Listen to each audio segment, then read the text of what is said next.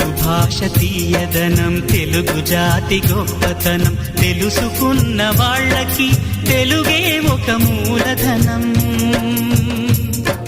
తల్లి తండ్రి నేర్పినట్టి మాతృభాషరా, తెలుగు మరచిపోతే వాళ్ళని నువ్వు మరచినట్టురా, ఇది మరువబోకురా.